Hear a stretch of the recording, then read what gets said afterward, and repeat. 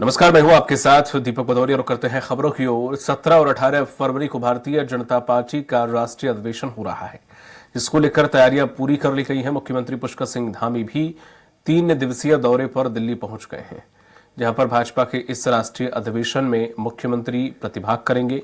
इस पर जानकारी देते हुए भाजपा के प्रदेश महामंत्री आदित्य कोठारी ने बताया है कि 17-18 फरवरी को होने जा रहे इस अधिवेशन में प्रधानमंत्री नरेंद्र मोदी से लेकर केंद्रीय मंत्रिमंडल के सभी सदस्य, सांसदगण, सभी प्रदेशों के बीजेपी के विधायकगण और प्रदेश के पदाधिकारी, सरकारों में सभी दायित्वधारी लोग मौजूद रहेंगे। उन्होंने बताया है कि लगभग 10,000 से अधिक प्रतिनिधि पूरे देश भर से इस राष्ट्रीय अधिवेशन में शामिल होंगे।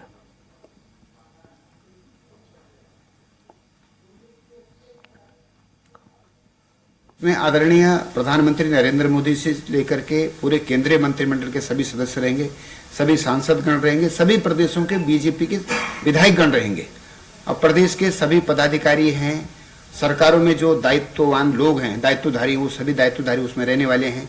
मीडिया से संबंधित लोग उसमें रहेंगे पूरे देश भर के, और लगभग 10,000 से अधिक प्रतिनिधि पूरे देश भर से इस राष्ट्रीय अधिवेशन में शामिल होंगे। वो अपने बड़े नेताओं को खुश करने का प्रयास कर रहे हैं कि मैं दिल्ली आ रहा हूं और उनकी चरण वंदना कर रहा हूं। उससे कुछ नहीं होने वाला। आज प्रदेश में जो हमारे कर्मचारी हैं वो हड़ताल पे हैं, और जो हमारे बेरोजगार साथी हैं रोजगार के लिए दर दर भटक रहे हैं। प्रधानमंत्री जी ने कहा था कि 2 करोड़ लोगों को रोजगार देंगे, लेकिन रोजगार बिल्कुल नहीं मिल रहा। जो प्रदेश से जो सेना में लोग जाते थे, अग्निवीर योजना ये लेके आए, उसमें भी लोगों को रोजगार नहीं मिल पा रहा है। इनकी कोई ऐसी योजना नहीं है जिसका ये बखान कर सके। मुख्यमंत्री जी सिर्फ दिल्ली में चरण वंदना करने के लिए घूम रहे हैं और इससे कोई फायदा होने वाला नहीं।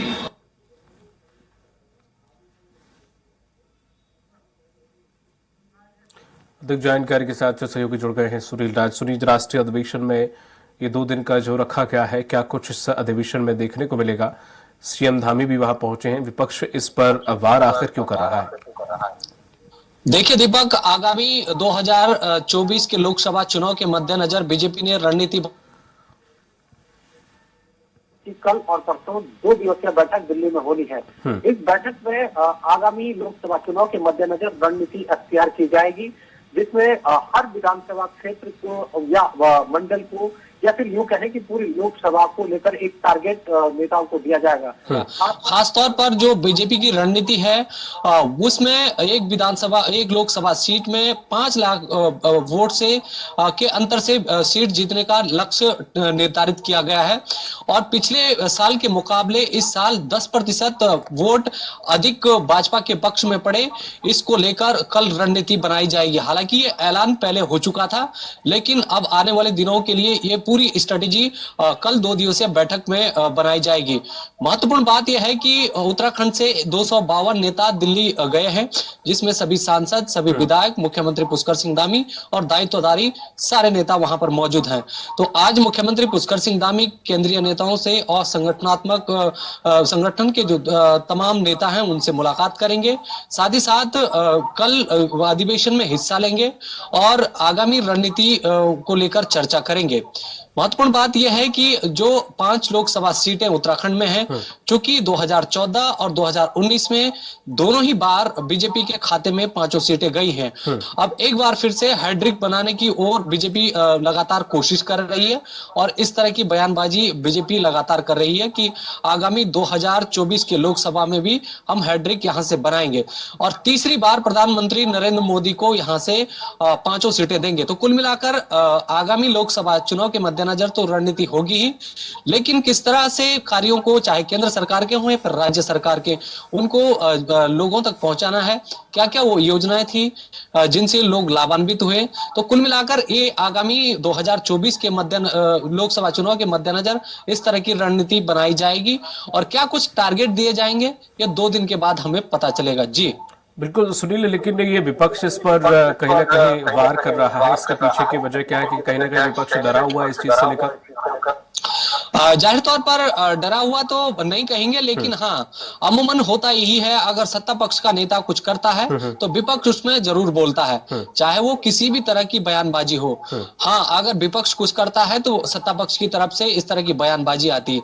हाँ, विरोध तो इस बात का विपक्ष कर रहा है कि मुख्यमंत्री दिल्ली जा रहे हैं, प्रदेश में सड़कों पर तमाम उपनल कर्मचारी हैं और आशा आंगनबाड़ी कार्यकर्ता हैं, उनके सॉल्यूशन के बारे में नहीं सोचा जा रहा है। इस तरह के आरोप तो विपक्ष लगा रहा है, लेकिन हाँ, इतना जरूर है कि आगामी लोकसभा चुनाव के मद्देनजर जिस तरह से उपनल कर्मियों ने आज कहा है कि वो उसका बहिष्कार करेंगे अगर उनके मांगों को सरकार यहां पर नहीं मानती है, तो इस तरह की तमाम बातें हैं सत्ता पक्ष और विपक्ष की तरफ से तो होती रहेंगी। लेकिन महत्वपूर्ण बात यह है कि बीजेपी और कांग्रेस दोनों ही पार्टियों ने रणनीति बनानी शुरू कर दी है और आगामी लोकसभा चुनाव के मद्देनजर हमें यह भी देखने को मिलेगा कुछ ही दिन में कि प्रत्याशियों का डिक्लेरेशन भी हो सकेगा। अब कौन वो प्रत्याशी होगा, कौन जिताऊ कैंडिडेट होगा जिस पर बीजेपी भरोसा करेगी, और कौन वो दमखम वाला नेता होगा, वजूद वाला नेता होगा जिसको विपक्ष चुनाव रण में उतारेगी, तो ये तमाम सारी बातें हमें आगामी के दिनों में देखने को मिलेंगी। जी दीपक, तमाम जानकारी के लिए बहुत बहुत शुक्रिया आपका सुनील।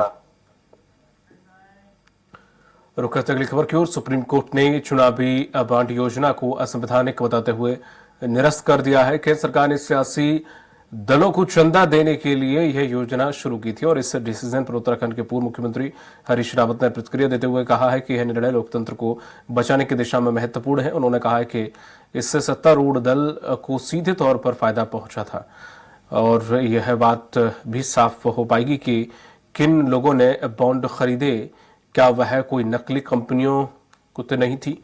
और उन्होंने ये भी कहा कि मैं इस निर्णय को सलाम करता हूं। बता दें कि चुनावी बॉन्ड वह वित्तीय तरीका है जिसके माध्यम से राजनीतिक दलों को चंदा दिया जाता है, जिसमें बॉन्ड के खरीदार या भुगतानकर्ता का नाम नहीं होता है, स्वामित्व की कोई भी जानकारी दर्ज नहीं की जाती है।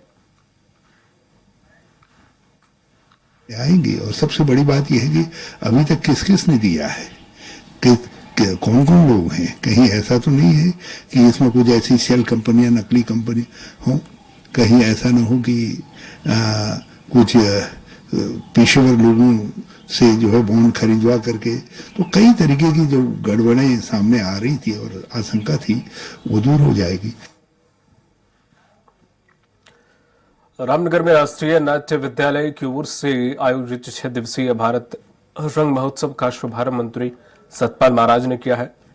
इस मौके पर अभिनेता संजय मिश्रा भी मौजूद रहे। मीडिया से रूबरू होते हुए पर्यटन मंत्री सतपाल महाराज ने कहा कि देवभूमि उत्तराखंड अपने लोक रंग के लिए खास तौर पर जानी जाती है। उत्तराखंड अब वेडिंग डेस्टिनेशन के रूप में बनने जा रहा है। उन्होंने कहा है कि अब लोग विदेश में नहीं बल्कि उत्तराखंड के अलग अलग जगह पर वेडिंग डेस्टिनेशन के रूप में चुन रहे हैं।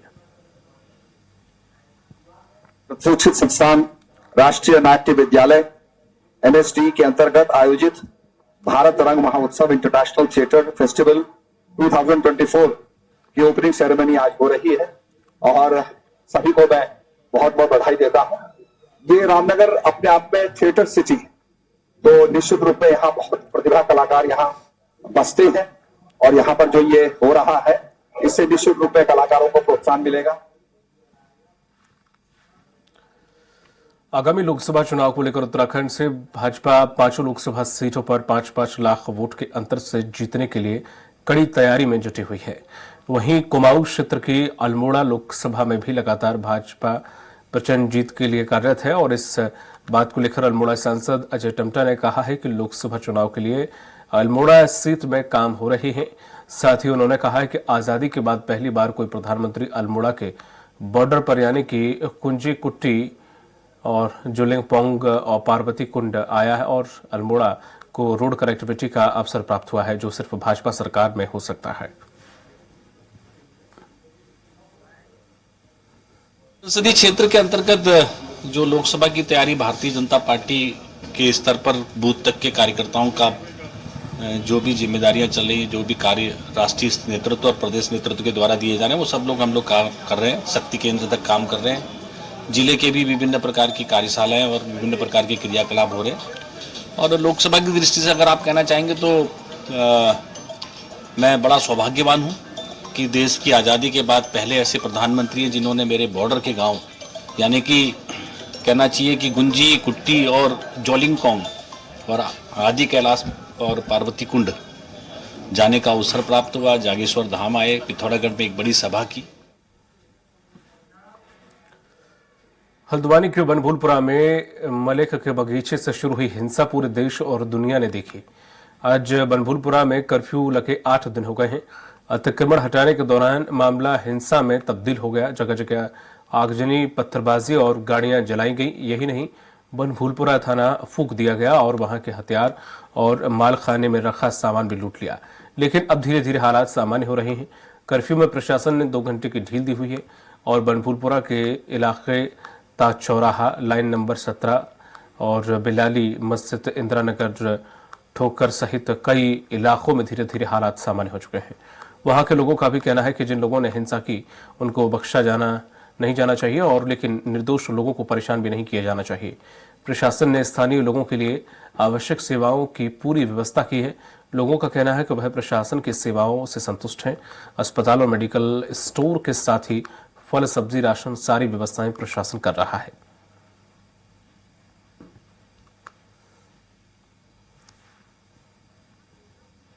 उस एरिया का मतलब मैं तो यहाँ पे रहती हूँ, इतना तो कंफर्म नहीं है, लेकिन जो कुछ भी किया लोगों ने वो गलत किया। और हम लोग यहाँ पे रह रहे हैं, जिस एरिया में रह रहे हैं, हमें किसी भी तरीके की कोई प्रॉब्लम नहीं हो रही है। यहाँ पे प्रशासन ने हमारा बहुत साथ दिया। जो इधर फोर्स लगी हुई है, इन लोगों ने हमें बहुत सपोर्ट किया है। यहाँ पर फल, सब्जी वगैरह, दूध वगैरह के लिए सब तैयारी करी है और सही तरीके से सबको मिल रहा है। परेशानियां फिलहाल कम हो गई है पहले से। फिलहाल ये है कि सब ठीक है, बेहतर है। मैम ने मेडिकल वगैरह भी, दवाई सप्लाई वगैरह के लिए अनुमति दे दी है। मेडिकल वगैरह के लिए कोई टाइमिंग वगैरह नहीं रखी है, मतलब रात तक खुल सकते हैं। बाकी जो दवाई वगैरह खत्म हो गई थी, हम लोगों को ले जाने के लिए भी अनुमति मैम ने दे दी है। बाकी मैम ने सब अच्छे से कर रखा है यहाँ। अभी तो अच्छा हाल है, पहले से स्थिति काफी सामान्य है, काफी सामान्य। प्रशासन की सपोर्ट हमें काफी मिल रही है और किसी भी सुविधाओं को प्रशासन देख रहा है, सब चीजें देख रहा है। प्रशासन अच्छा से सपोर्ट कर रहा है। क्या देखा हम वहाँ गए नहीं साहब। नहीं, आप यहाँ कब पहुंचे?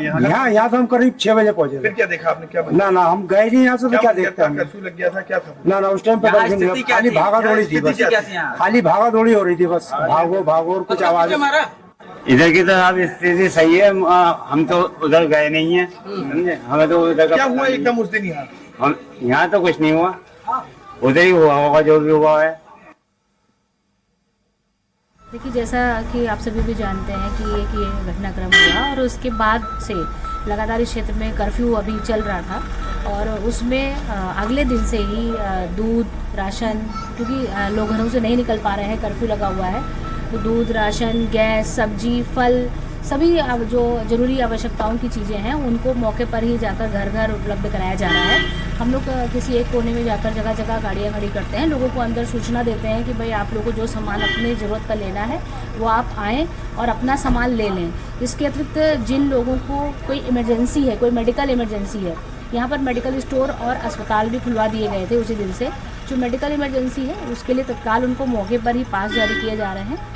एक स्टाफ थाने पर बैठा हुआ है। इसके अलावा अन्य क्षेत्र में जहाँ जहाँ भी हम लोग खड़े हो रहे हैं, जिसको अगर कोई किसी की बहुत ही ज़रूरी कोई आवश्यकता है जिसके लिए उसको तत्काल बाहर जाने की ज़रूरत है, उसको कहीं अपना परीक्षण करवाना है, कहीं उसका अपॉइंटमेंट किसी डॉक्टर के यहाँ है, तो सभी व्यवस्थाएं मौके पर की जा रही हैं।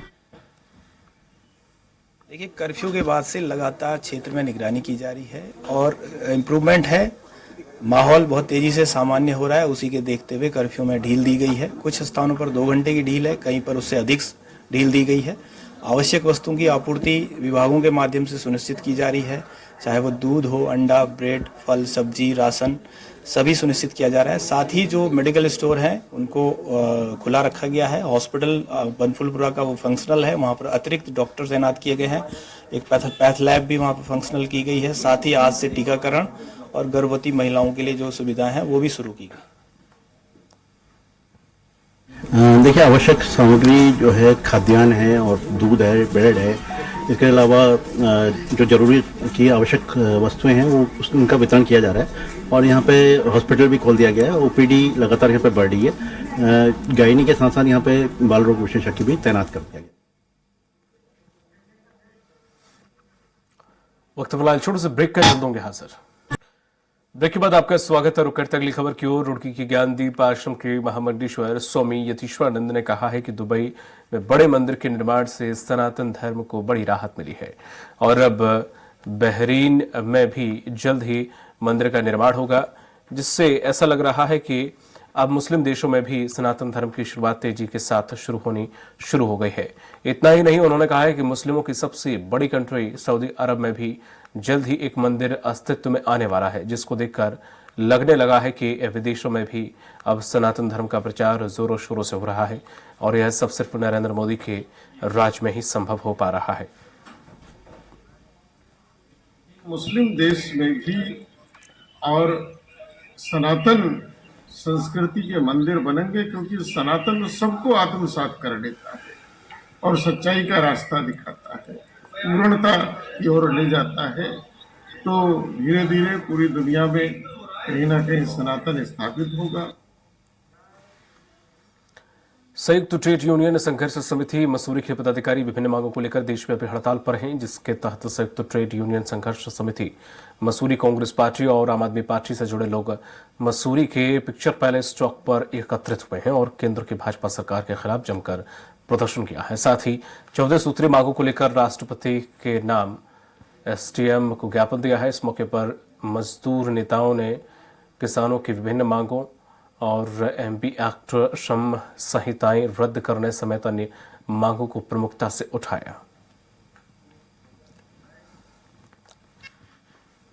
आज पूरे देश के अंदर जो किसानों ने जो है हड़ताल का आह्वान किया है और भारत बंद का आह्वान किया है, हमारा इंडिया गठबंधन जो अभी नया बना है, उन तमाम लोगों ने आपस में संयुक्त किसान संघर्ष समिति के साथ मिलकर उनके समर्थन का जो है आह्वान किया है। इसी आह्वान के साथ पूरे देश के अंदर तमाम जितने भी जो है इंडिया गठबंधन के संगठन है, उन्होंने पूरे भारत बंद का समर्थन करते हुए आज धरना प्रदर्शन में है। क्योंकि 2 साल पहले सरकार ने ही ये वादा किया था कि हम एमएसपी भी देंगे। हम किसानों के 3 काले कानून वापस लिए। जब उन्होंने हम आज की तारीख में हम सबको मौका मिला है कि हम उन 700 किसानों को श्रद्धा सुमन अर्पित करें जिनकी शहादतों को दिल्ली में जो है 700 किसानों ने शहादतें दी। देहरादून में अपनी विभिन्न मांगों को लेकर सैकड़ों की संख्या में उपनल कर्मी परेड ग्राउंड मैदान के बाहर एकत्र हुए, जहां से तमाम उपनल कर्मचारियों ने पैदल मार्च करते हुए सैनिक कल्याण मंत्री गणेश जोशी के आवास को घेरने का निर्णय लिया। साथ ही पूर्व मुख्यमंत्री और वरिष्ठ कांग्रेस नेता हरीश रावत भी उपनल कर्मियों के समर्थन में खड़े दिखे, लेकिन पहले से ही मौजूद भारी संख्या में पुलिस बल ने प्रदर्शनकारियों को सुभाष रोड पर ही बैरिकेडिंग लगाकर रोक दिया, जिससे आक्रोशित उपनल कर्मचारियों और पुलिस बल के बीच तीखी नोकझोंक देखने को मिली। वहीं इस दौरान उपनल कर्मचारियों ने हाथों में बैनर पोस्टर लेकर सरकार के खिलाफ जमकर नारेबाजी की।